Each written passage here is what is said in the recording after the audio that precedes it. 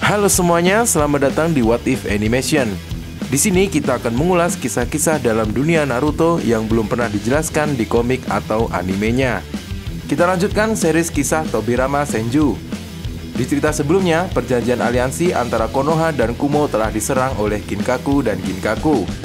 Setelah menghabisi Raikage kedua, Kinkaku dan Ginkaku mengejar pasukan Hokage kedua. Di situasi yang sulit, Hokage kedua telah menunjuk Hiruzen untuk menjadi Hokage ketiga. Lalu menyuruh murid-muridnya itu untuk segera kembali ke desa Konoha. Lalu Hokage kedua seorang diri menghadang pasukan Kinkaku dan Ginkaku. Dan mereka pun mulai bertarung. Jadi bagaimana kisah selanjutnya? Mari kita mulai episode kedua ini. Cerita dimulai di sebuah hutan, di mana Tobirama menghadang Kinkaku dan Ginkaku juga pasukannya. Ginkaku langsung melompat menyerang Hokage kedua dengan pedangnya. Dengan cepat, Tobirama merabal segel dan mengeluarkan jutsu Kage Bunshin no Jutsu. Lalu muncullah dua Kage Bunshin. Tobirama menahan serangan Kinkaku dengan kunai. Serangan pedang Kinkaku pun terhenti. Ginkaku yang berada di belakang berkata, "Ayo, serang dia!" Lalu semua pasukan Kumo berlari menuju Tobirama. Dengan cepat, salah satu Kage Bunshin Hokage kedua membentuk segel jutsu air, dan Kage Bunshin yang satunya lagi mengeluarkan sebuah pedang. Tobirama menyebutnya pedang Raijin. Kinkaku yang melihat itu berkata pada Tobirama, "Pedang Raijin? Sepertinya kau akan mengkombinasikan serangan air dan petir. Tapi Kumogakure adalah desa yang menguasai petir sebagai elemen dasar. Serangan seperti itu tidak akan berguna." Hokage kedua pun menjawab, "Ya, karena itulah aku menciptakan pedang ini." Muncullah sebuah pedang bersinar berwarna kuning dengan kilatan petir. Bunshin Tobirama yang sudah membuat segel jutsu mengeluarkan elemen air. Jurus air, gelombang air. Ombak besar yang sangat tinggi muncul menyerang pasukan Kumogakure. Pasukan Kumogakure hanya bisa terdiam melihat ombak raksasa itu. Lalu salah satu Bunshin Tobirama yang memegang pedang Raijin mengarahkan pedangnya ke depan. "Pedang Raijin, Kiroi no Kaminari!" Lalu pedang Raijin Tobirama mengeluarkan kilatan elemen petir berwarna kuning. Kinkaku yang melihat jutsu itu tersentak kaget. Dan Kinkaku pun berteriak, "Kinkaku, menjauh darinya!" Kombinasi ombak air raksasa dan petir kuning itu menyambar semua pasukan Kumogakure.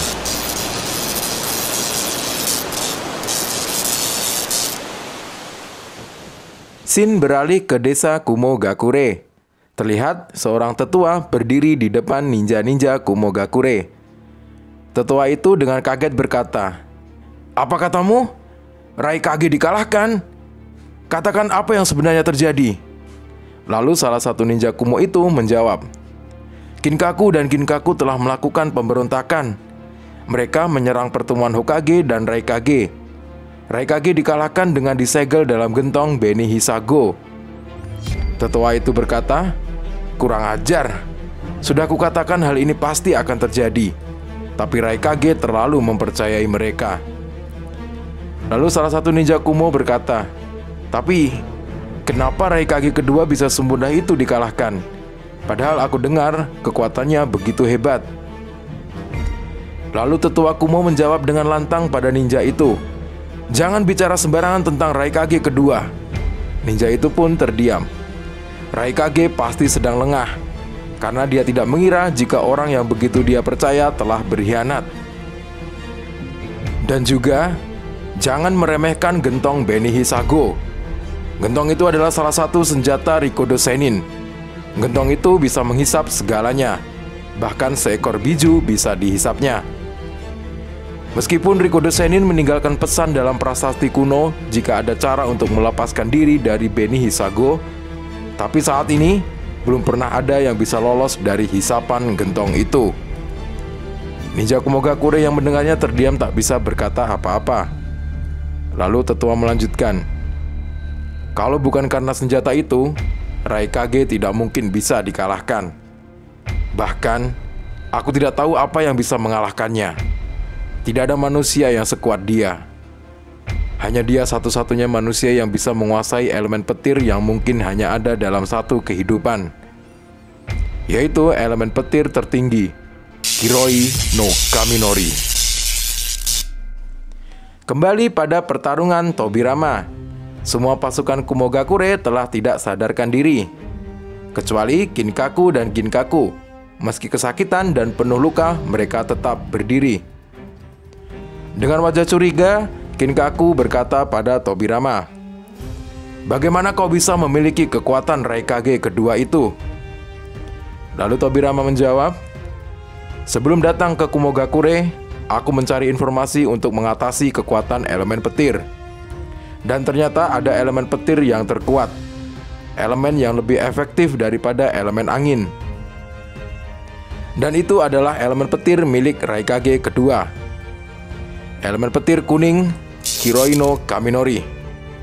Karena itu aku mencoba bereksperimen membuat tiruan kekuatan elemen petir kuning dengan membuat pedang Raijin ini." Kinkaku yang mendengar itu terlihat marah. "Kau memang orang yang licik. Jadi sejak awal sudah berencana mengkhianati Kumogakure, kan?" Tobirama pun menjawab, "Jangan salah paham. Aku melakukan ini hanya untuk berjaga-jaga jika ada konflik dengan Kumogakure, seperti yang sedang terjadi sekarang ini." Mendengar itu, Kinkaku dan Ginkaku terlihat semakin marah. Kinkaku pun berteriak, "Sikap seperti itulah yang aku benci." Kinkaku lalu mengeluarkan jurus api dari senjata kipasnya. Kobaran api besar menyambar ke arah Tobirama. Dengan cepat, Tobirama menangkal serangan itu dengan jurus Suiton dinding air.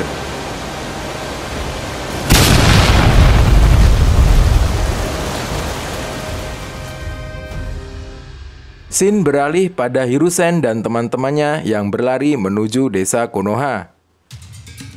Homura berkata, "Apa Tuan Hokage akan baik-baik saja?"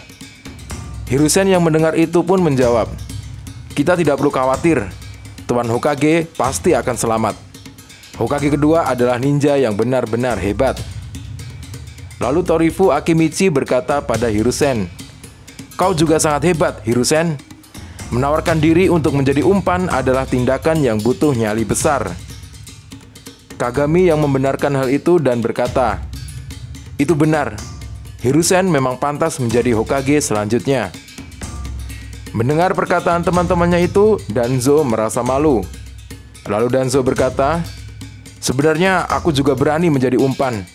Hanya saja Hiruzen mengatakannya lebih cepat." Lalu Koharu berkata pada Danzo, "Kalau memang takut, tidak perlu malu mengatakannya. Dalam kondisi seperti itu, semuanya juga merasa takut. Satu-satunya yang berani memang hanyalah Hiruzen." Danzo terlihat tidak terima dengan hal itu. Dia lalu berkata, "Lihat saja, aku akan membuktikan jika aku memang berani." Seketika Danzo berbalik arah. Dia berniat pergi menyusul Hokage kedua untuk membantunya. Teman-temannya berteriak agar Danzo menghentikan niatnya itu. Homura pun berkata, "Danzo, apa yang kau lakukan?" Akan tetapi Danzo terus berlari meninggalkan teman-temannya. Lalu Hiruzen berkata pada teman-temannya, "Kalian segera kembali ke desa Konoha. Aku akan menghentikan Danzo." Lalu dia berbalik dan mengejar Danzo. Scene kembali pada desa Kumogakure. Tetua mengatakan, "Untuk sekarang ini, lebih baik kita segera memilih Raikage ketiga." Lalu seorang shinobi bertanya, "Tapi, siapa orang yang mampu mengalahkan Kinkaku dan Ginkaku?" Lalu tetua itu menyuruh salah satu ninja untuk memanggil seseorang. "Panggil dia ke sini. Dia adalah orang yang disebut sebagai penerus Raikage kedua, pemilik kekuatan elemen petir terkuat setelah petir kuning." Siapa?" "Si pengguna petir hitam." Dan cerita pun berakhir.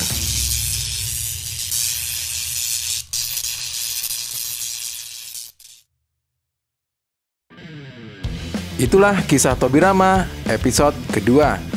Tobirama versus pasukan Kumogakure. Mari kita lanjut dalam pembahasan cerita. Dalam episode ini ada hal yang sangat menarik, yaitu pedang Raijin milik Tobirama, sebuah senjata legendaris yang pernah dimunculkan dalam anime Naruto. Tetapi sebelum itu, pertama kita akan membahas kenapa Raikage kedua mudah dikalahkan. Dijelaskan oleh tetua mungkin karena Raikage kedua tidak menyangka akan dihianati oleh Kinkaku dan Kinkaku, orang yang menjadi penasehat Raikage. Dan hal seperti ini sering terjadi dalam dunia shinobi. Apa kamu masih ingat kematian Kazekage keempat, ayah Gaara yang bernama Rasa? Rasa mati dibunuh oleh Orochimaru. Seperti yang kita ketahui, kemampuan pengendalian pasir emas Rasa sangat hebat. Dia pasti bisa mengatasi serangan Orochimaru. Tapi kelicikan Orochimaru yang memanfaatkan kelengahan Kazekage berhasil menghabisinya. Jadi sekuat apapun seseorang, ketika dia sedang lengah sedikit saja, hal fatal bisa terjadi. Selanjutnya kita akan membahas pedang Tobirama, pedang Raijin atau pedang Dewa Petir. Masih ingat dalam Naruto kecil episode 105, pedang Raijin pertama kali diperlihatkan. Pedang Raijin adalah pedang peninggalan Hokage kedua yang dicuri oleh Morino Hidate dan diberikan pada ninja jahat dari desa Amegakure bernama Aoi Rokusho. Dia menggunakan pedang itu untuk menyerang Naruto dan timnya. Namun seperti yang kita lihat dalam episode ini, pedang Raijin yang digunakan Tobirama terlihat lebih kuat dari saat digunakan ninja Amegakure itu. Mungkin karena ini adalah pengguna aslinya atau yang menciptakan pedang itu. Kilatan petir kuning yang menyambar jauh lebih dahsyat. Jadi dalam episode ini, terungkap sudah alasan kenapa Tobirama menciptakan pedang Raijin.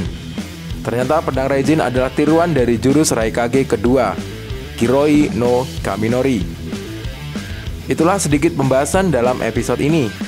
Jadi apakah teorinya masuk akal atau tidak? Kalau kamu punya pendapat lain, langsung tulis di kolom komentar ya. Mari kita diskusi bersama. Untuk pembahasan seputar dunia Naruto yang lebih lengkap, channel Sayonara Jiraiya adalah yang terbaik. Sayonara Jiraiya telah membahas side story dan juga teori dengan begitu detail, menarik, dan masuk akal. Itu karena si admin begitu teliti mengumpulkan data yang didasari dengan riset dari komik, anime, atau databook. Bahkan kisah Tobirama ini beberapa hal terinspirasi dari teori yang diulas oleh Sayonara Jiraiya. Channel yang bagus banget untuk kita bisa diskusi tentang dunia Naruto. Oke, di episode selanjutnya adalah puncak dari pertarungan Tobirama melawan Kinkaku dan Kinkaku.